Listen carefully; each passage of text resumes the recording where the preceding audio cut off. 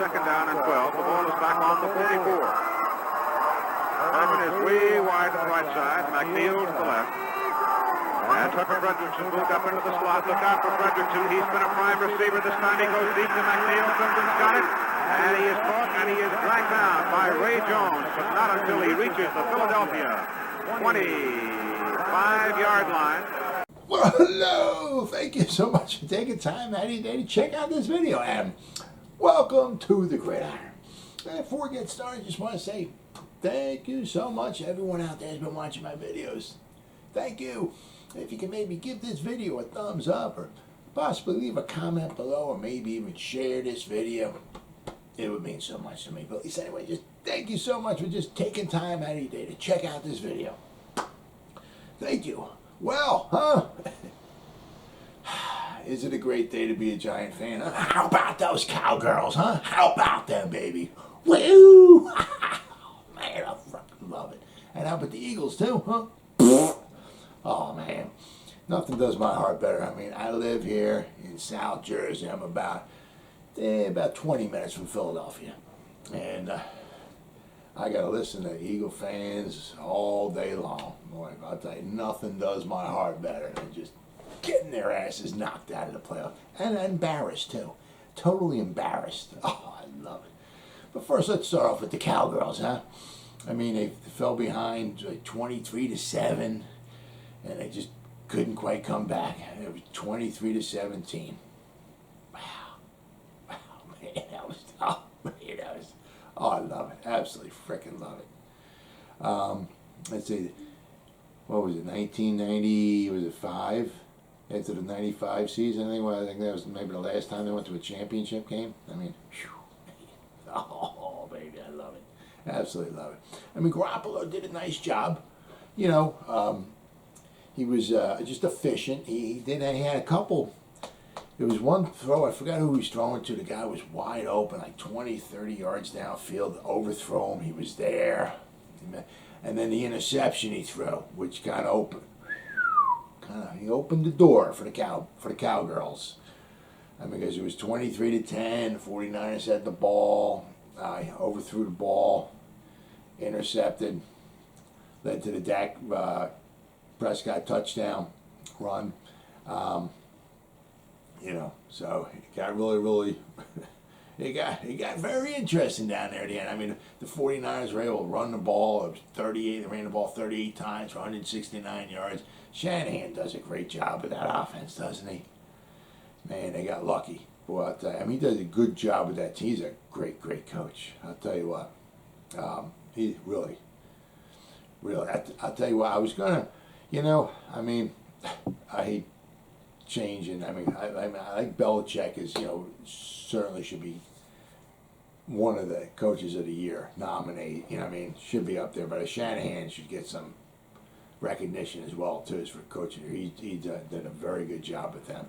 They got to go play the Packers though next week. That ought to be a heck of a game. But the Cowgirls, I mean, they couldn't run the ball at all. They ran it 21 times for 77 yards. I mean, Dak. I mean, you know, for what you take away Dak's carries, I mean, they had like 50 yards rushing. I mean, they couldn't run the ball at all. Dak was 23 out of 43. He had like 254 yards passing. But he got sacked 5 times for minus 40 yards. So if you take his sack yards, well, he had 214 yards passing. Threw the ball 43 times for like 214 yards. He averaged like 5 yards a pass attempt. I mean, it's sad. And Bosa got hurt too. He missed the whole second half. So I mean, they sacked him 5 times, and Bosa wasn't even in there. So I mean, he might be back. I think he might be back for next week, but. Yeah, but I mean, yeah, oh man, the 49ers defense was really did a great job. I mean, the Cowgirls had 307 yards of offense. They averaged, I think, was 407 yards of offense. They averaged for the season. I mean, it's phenomenal. I think that's the second most they averaged in team history. 407. They scored the most points in team history. 530 or 531 points, I think, in team history. But they averaged over 400 yards a game of offense. I mean, geez, but the 49ers held them to 307.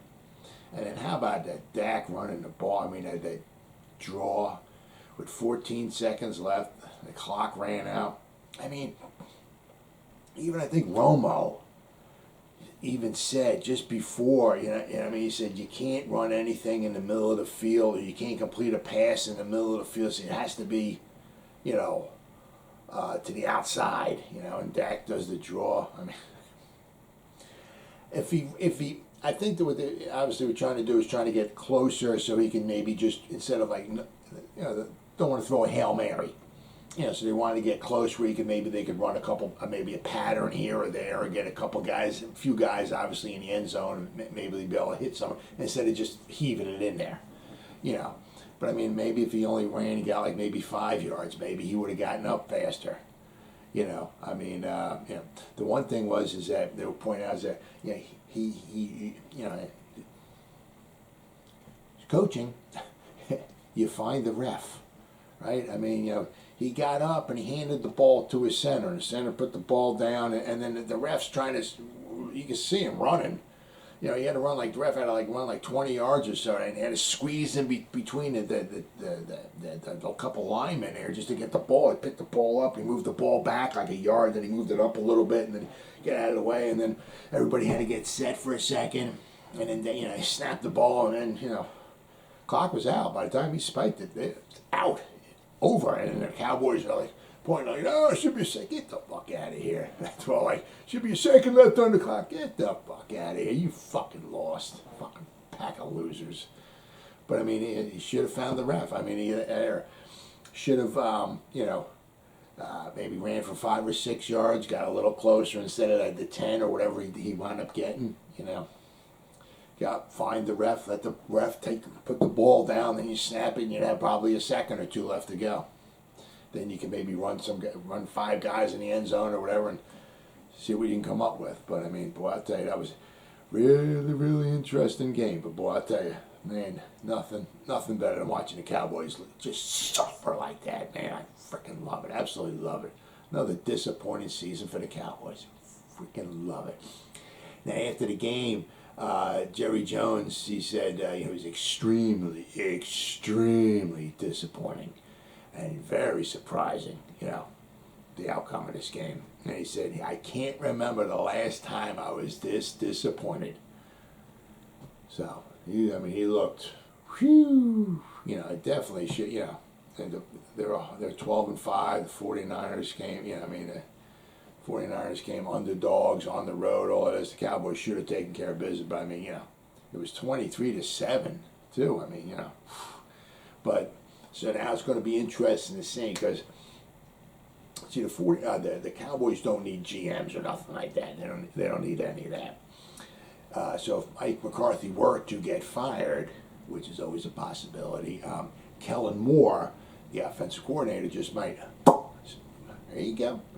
He's the new head coach for him, so that'd be interesting to see. Then take Kellen Moore off the market, because he's. I mean, I'd be shocked if he didn't want to get some type of a head coaching job. I mean, over 400. I mean, the Cowboys had a lot of health this year.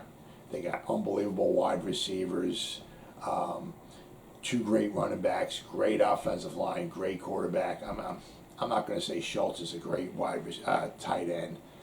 I mean, I think he's just more of a scheme kind of guy. Everybody's paying attention to ABCD Lamb and Amari Cooper and Gallup and Wilson and Pollard and Zeke and Dak. He's not like a Hall of Fame tight end or nothing like that. But I mean, he did a good job. You got to give him all the credit in the world. But I mean, they had a lot of health, and unlike the Giants, but Kellen Moore might wind up coming off the market if McCarthy gets canned, and Jerry Jones puts Moore in there. So that'd be interesting to see. I mean, interesting to see what fate holds McCarthy, because the outcome was, in Jerry Jones, it was totally unacceptable, absolutely totally unacceptable. And not only that, the loss, but it was just how they wound up losing too. I mean, they also, the 49ers had the game. I mean, they had 4th down and inches. I mean, after they had that run, and they reviewed the spot and all of that, and everything was like an inch short. I mean, But then Garoppolo snuck. He got the first down, but of course Williams shifted, wasn't set for a second, so they throw a flag, moving back 5 yards, and they wind up punting the ball.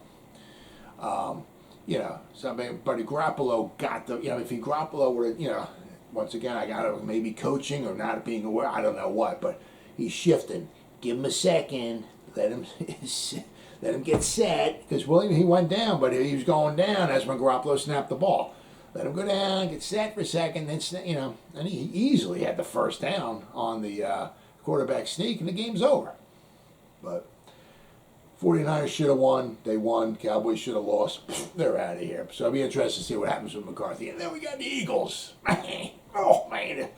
I'll tell you what, I'm going to sleep like a baby tonight. I'll tell you. I'm in South Jersey. It's like 38 degrees. It's pouring rain out. It's a horrible night outside, I'll tell you. But, man, but I was outside walking my dog, so I was out there. I was freezing my rear end off, and I was representing in the rain. Not that anybody was outside, but the Eagles, man. I live about 20 minutes from Philly, and I can't stand the freaking Eagles. They're my number one team. I despise the most. The Cowboys are the second, but the Eagles are number one. I can't despise them. They were down 31-0, man. I loved every freaking minute. And of course, they scored 2 great garbage time touchdowns to make it look somewhat respectable. But boy, I'll tell you, to make it 31-15. But I mean, under the circumstances, I gotta, I have been impressed with what the Eagles did. They finished 9-8. Rookie coach, you weren't so sure what you could do with Jalen Hurts and all that stuff and everything, and they're 9-8. You got to give them a lot of credit. And not only that, but they got 3 first-round picks. They got pick 15 from the Dolphins, 16 from the Colts, and then they got their number 19. So they got 3, first-round picks. So they'll be able to add to their roster. So, I mean, I was very impressed. It hurts me to say that because I can't stand the Eagles, but I'm very impressed with what the Eagles did. But you also look at, they only beat 1 team this year. I mean, they had an easy schedule. I mean, they had easy. I mean, they beat 1 team with a winning record, and that was the Saints, and the Saints were 9-8. I mean, they beat the, of course, they beat the Falcons. They killed the Falcons, but the Falcons are 7-10. Of course, they beat the Giants 1 time. The Giants are 4-13. They beat the Washington football team twice. They were 7-10. They beat the Jets, who were 4-13. They beat the Broncos, who were 7-10. They beat the Lions, who were 3-14, 3-13-1, right? Because they had the 1 tie against the Steelers. So they beat the Lions, who were 3-13-1. Then they beat the Panthers, who were 5-12, who started off 3-0 and wound up. They lost 12 out of their last 14 games. So, I mean, they were 5-12. The only team they beat 1 team with a winning record, and that's 9-8. Yeah, the Saints were 9-8. I mean, other than that, they didn't beat any. Every team that pretty much had that was a good team, had a good winning record, they lost them. Now, the thing I hate about living down here is like listening to like some of the Philadelphia talk, the sports and all that and everything. I mean, it's simply amazing what the Philadelphia fans, what kind of garbage they just come up with. I mean, just listening to some of them, it's like, every 10 people that call on the phone to like the radio talk, sports talk station around here, 7 out of every 10 pick the Eagles to win. I mean, I remember one idiot. I mean, it's just the way it is. It's just unbelievable. One freaking idiot. I don't know how drunk this freaking moron was. He said, he was talking about the Eagles, how they're going to win and all that. He said, I got the Eagles winning. Easy. Like, they're going to walk in. It's like, they're going to beat them like 40-0. I mean, it's like, I'm like, man, you are so fucking stupid. It's something amazing. The idiots that live around here in Philadelphia, I mean, it's unbelievable. 7 out of every 10 pick the Eagles are going to win every game. And then there's Ron Jaworski. I mean, the guy was a good quarterback, tough quarterback. He got sacked more times by Lawrence Taylor. Lawrence Taylor sacked Ron Jaworski more than any other quarterback because George couldn't run. But Jaws never picks against the Eagles. If it doesn't matter if the Eagles are 0-15, and they're playing a team that's undefeated. he'll pick the Eagles. He'll pick if the Eagles were playing the Yankees in baseball, he'd pick the Eagles to beat the Yankees. He'd be like, oh, it'd be a close game. I think, the Eagles don't play baseball. They don't, but hey, I'll tell you what, I think they got a shot at winning. I wouldn't be surprised if the Eagles beat the Yankees in baseball. It's like if they were playing the Canadians in hockey. George, I think the Eagles, none of them know how to ice skate, but, I'll tell you what, I think there'll be some fast learners. I think we'll get a couple good slap shots in there, and we'll score a couple of goals, and I think we might pull it out. We might pull out the victory. It's unbelievable. Absolutely unbelievable how these absolute frickin' morons down here. It's simply amazing, and I absolutely love it. Absolutely love it when they lose like that and get frickin' embarrassed. Absolutely love it. Yes. Oh, man, I love it. Good day. Then there's these reports, because you see reports all over the place. You got Brian Flores he's interested in, he's interested in a couple of jobs, but, interested in possibly becoming the coach of the Giants, and then, of course, then you got Deshaun Watson wanting to maybe hook up with, as he's called, B-Flow, as I guess his name is, his nickname, Brian Flores' nickname, B-Flow, I guess. But Deshaun Watson wants to maybe possibly team up with him.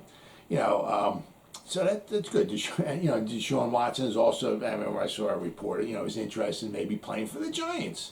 Well, that's great. But are there any problems? Are there any problems with that? It's really amazing. Some of these the reports that come out. Are there any problems? Yeah, there's quite a few problems with Brian Flores coming here and Deshaun Watson wanting to come be the quarterback here and all that. One of the things is we're hiring a GM first, okay? Then we're going to go for the coach. So we got 9 guys. I think the 2 guys, from the 49ers we're talking to tomorrow, all right? Peters and Carthon, Rand Carthon and Adam Peters. I think we couldn't talk to them today, obviously, because they got the game going on. But I think we're talking to them tomorrow. And that would be, I think, the 9 guys, unless the Giants add somebody here or there, which I'm not aware of. But that would be all 9 guys. And then they're going to, talk amongst themselves and maybe take a day or whatever. And they're going to bring maybe 2 or 3 of those candidates in, probably, to talk and, sit down face to face and have a more of extensive talk. And then from those 2 or 3 guys or however many they want to bring, and then they'll bring it down from there, and bring in the new GM, and then they'll announce that. So probably, we're looking at probably by the end of the week, hopefully we'll have ourselves a new GM. But that's great. But Brian Flores may not be on the new GM's list. There's also other teams out there who are just kind of like looking for, like the Bears, they're looking for a GM. Shane from the Bills has also showed some interest in the Bears job as well.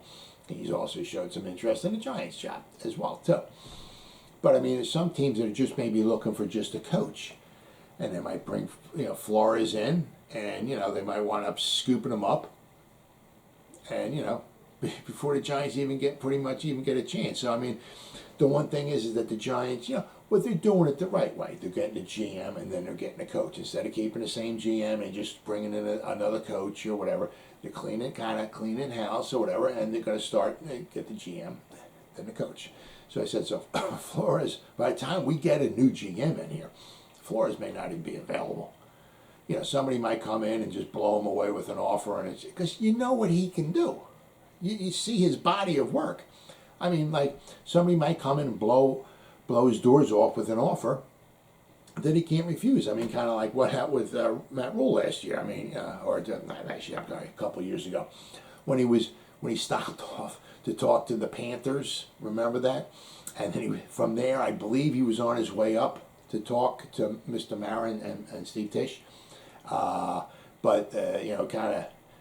of the Panthers, I guess, made him an offer he couldn't refuse, and then I think he picked the phone up or whatever. He called Mr. Mara, and whatever, said, this is what they're offering me. I just want to give you a chance. Do you want to, match what they're offering, and then maybe I can come up and talk to you or whatever. But I mean, if you're not going to match what they're offering, I'm going to stay here. So I mean, kind of Carolina made it where he came, but he didn't leave. So and it worked out well because Matt Rule doesn't seem like he's much of a better coach than Joe Judge. So I mean, I guess maybe in a way, and they actually offered Matt Rule more money per year than Judge. So I mean, actually, in a way, the Panthers actually did the Giants a favor. Maybe saving the Giants some money. But I'm saying, so somebody might come in and just blow him away, and he's off the market. Things happen. I mean, Mike McCarthy gets fired. I think Kellen Moore might, boom, take his spot. Kellen Moore might be off the market. Now, said what some of the coaches or some of the organizations are looking at is that, like what happened maybe with Matt Rule or maybe with a Joe Judge.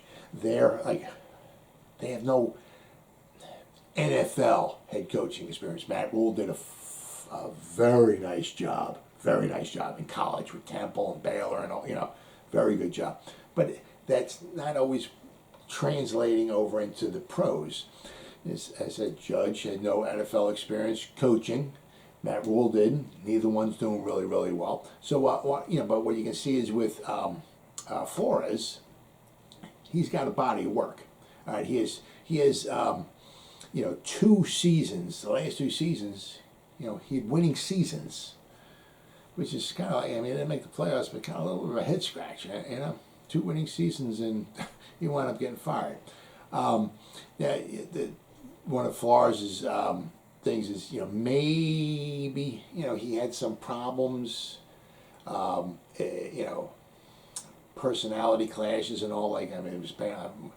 I'm never probably ever going to find out all what was involved and everything, but I mean, there was a time him and Tua had some type of a screaming match. I don't know if Flores had any other problems, communicating or talking to some of the other people around there.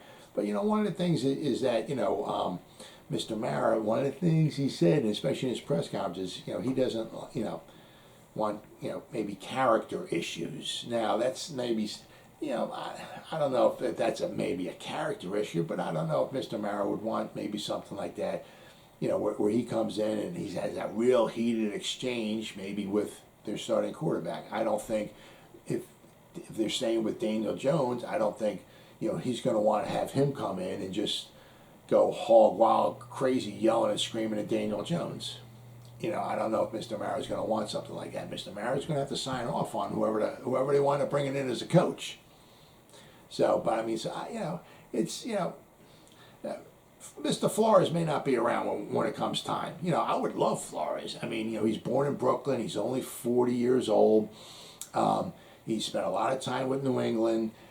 He's one of the ones that actually made it out of New England. Actually had a couple winning seasons as a head coach. He's been 4 Super Bowls. Winning Super Bowls he's been a part of. So I mean, he's defensive minded. All right, which is great. I mean, the Giants got a nice core defense. He can make. I don't know if he would be the defensive coordinator or whatever. But we got a nice defense. Maybe we can add a couple more parts in the draft, which would really help. Maybe an edge rusher in the first round, maybe somebody else in the second round, whatever. Who knows? But we need offensive line. But he's gonna have to get somebody in here to work with the offense. That's our biggest Achilles heel is the offense. Who are we gonna get? I mean, there's offensive minded guys out there. I'm sure he can bring in. But do you want to really bring a defensive coach in here? When our biggest problem is the offense. So, I mean, that may not work out well either. And then, of course, a lot of it also is like, a lot of the times, like with Flores, what you have is like the connections. Like to bring in a GM. A GM going to want to on his list, he's going to have just a few guys. He's not going to have 19 guys on there. Well, okay, I'll go for this. No, if this guy don't mind, I'll get. There's a few guys, not many. But a lot of them is like who the GM who has maybe ties to. That's huge. I mean, like Shane might come in and you might bring in Dable, their offensive coordinator from the Bills. right? It's not a package deal, but you're going to get him in, and then probably Dable is probably the top guy on his list. So I mean, Flores doesn't have connections with Shane. Flores has connections with Monty Ossenford, who spent some time with the Patriots, who's now, Monty Ossenford is now obviously with the Titans, but Monty Ossenford spent some time with the Patriots. That's when Flores was there. The only other guy that I can remember that the Giants brought in, or going to bring in, who might have some connections with Flores, would be Adam Peters, the 49ers assistant GM. I mean, you can't complain about him. I mean, my God, assistant GM for the 49ers, what they've done with their group, oh, hey, phenomenal job. But the thing is, with Peters, he spent his last year was 2008 with the Patriots. He spent a few years with the Patriots, but 2008 was his last year with the Patriots, all right? Flores' first year with the Patriots was 2008, so they have 1 year with the Patriots where they overlap. So they have a little connection, not too much, and the only connection they had was back in 2008. We're going 14 years ago. But other than that, there's no other GMs that I think of that brought in that have any kind of connections with Flores. So, I mean, that it just may not work out for Flores. I mean, I would love him, but that doesn't mean that the GM's going to want him, So then the other thing is Deshaun Watson, real fast here. Just wrap this up. I mean, you know how many draft picks we're going to have to give up for him? Plus the Giants have Daniel Jones already. How much money is it going to cost them per year? I mean, even if we got rid of Daniel Jones, I think Daniel Jones is like $8 million. So that's guaranteed. So if we don't get rid of Daniel Jones or trade him, we got to pay Daniel Jones $8 million. So say we got Daniel Jones for 1 more year, and then we bring Deshaun Watson in here for $35 million. Now we're spending $45 million or whatever a year for 2 quarterbacks. Obviously Daniel Jones will be gone, at the end of the season or whatever. But right now we're like a minus $300,000 for our salary cap for next year, and we have 10 draft picks we got to sign, and we don't have enough money to sign any. We don't have enough money to sign one of them, much less 10 of them. 2 of them are in the first round. The 2 in the first round are probably going to cost us, maybe $5, $6, $7, $8 million. I mean, somewhere around there. So, I mean, we don't have money to sign those guys. How are we going to sign Deshaun Watson, right? And then all of a sudden, then it's his legal problems that he has. What I'm understanding is that if we traded for him and we got him in here and all of that and everything, right? We traded away those draft picks and everything. Well, what happens? Say something happens and he winds up going to jail. Well, now our quarterback's in jail. Maybe we get rid of Daniel Jones. Well, obviously, we're not paying if he's in jail. But we get rid of Daniel Jones. Our quarterback's in jail. We just traded away 3 draft picks. I mean, how screwed the Giants would wind up being. And as I said, the one big thing, all right, that Mr. Mara said, that would cancel out almost any deals that the coach or the GM are going to wind up doing. He said the coach and the GM, Mr. Mara in his press conference said, they have to agree, all right? And then they bring it to him for him to sign off, like basically on a free agent or something like, or whatever, you know what I mean? But he said the biggest thing, he said 99% of the time, if the GM and the coach agree on a decision, I have no problem with it. He said the only time I have a problem is when there's a character issue, okay? And when you got, I think he's got 22 counts against him, I mean, that's quite possibly a character issue. So even if Deshaun Watson wanted to come here and play for the New York Giants, I don't see any way in HELL hockey sticks that Mr. Mara would ever sign off on that. Well, as always, guys, thank you so much for taking time to check out this video. You guys stay safe out there and go Giants! Woo!